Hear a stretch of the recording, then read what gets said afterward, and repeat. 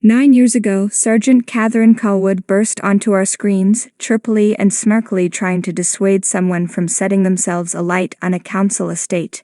Since then, things have gotten a lot more dark, traumatic, and emotionally tense for the West Yorkshire police detective, all triggered by the release of Tommy Lee Royce, who raped her daughter Becky, caused her suicide, and eventually learns that Becky gave birth to their child while he was in prison for a different sentence. Sally Wainwright's gripping, era-defining British police drama was a landmark procedural that had us hooked from the first episode.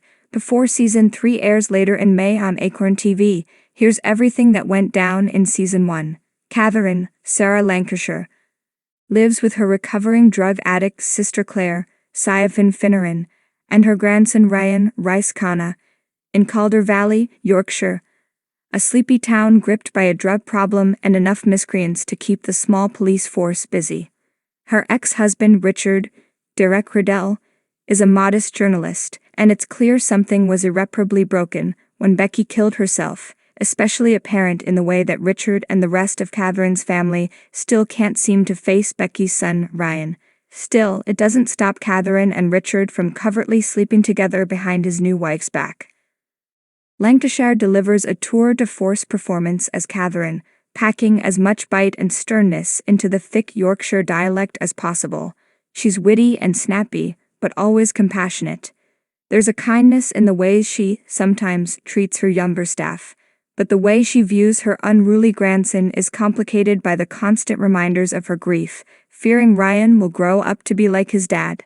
The news of Tommy's release from prison affects her in endlessly thorny ways, ones that are only hinted at by her constant fixed, tight-lipped expression. It takes less than an episode for Tommy to get involved in another heinous crime.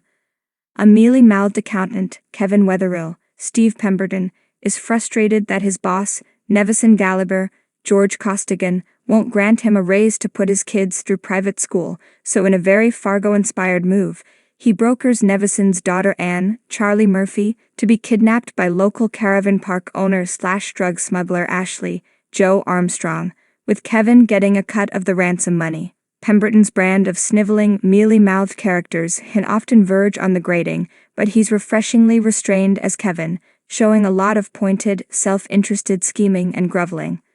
Together with fellow laborer Lewis Whitby, Adam Long, Tommy kidnaps Anne and keeps her in a dilapidated house in Calder Valley, but Lewis is increasingly concerned with Tommy's predisposition for violence.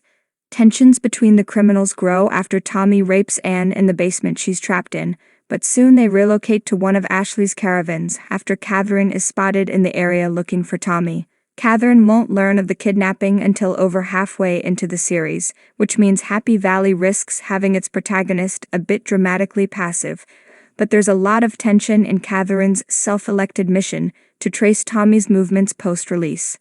More than once, she comes agonizingly close to discovering the kidnapping even before she knows it exists, always aware that her obsession toes the line of unethical police work. She forces her way into the abandoned criminal safe house and discovers evidence of Anne's captivity, but because she obtained unlawful entry, she can't immediately sound alarms to hunt down Tommy. Eventually, Nevison's wife Helen, Jill Baker, tells Catherine about Anne's kidnapping, and detectives get involved in hunting down her whereabouts. Kevin is questioned about his role in the kidnapping, as he's acted as the go-between for delivering ransom money to Ashley, and the details of his story don't quite check out. After Tommy finds out that Ryan is his son from his addict mother, Catherine visits her home to, latently intimidate her, and discovers Anne locked up in her basement. She sets her free, but is brutally attacked by Tommy in the process. He flees, leaving Catherine bleeding and unconscious on the street as police arrive. Kevin and Ashley are arrested, and Anne starts recovering, but Catherine can't rest until Tommy Lee Royce is behind bars.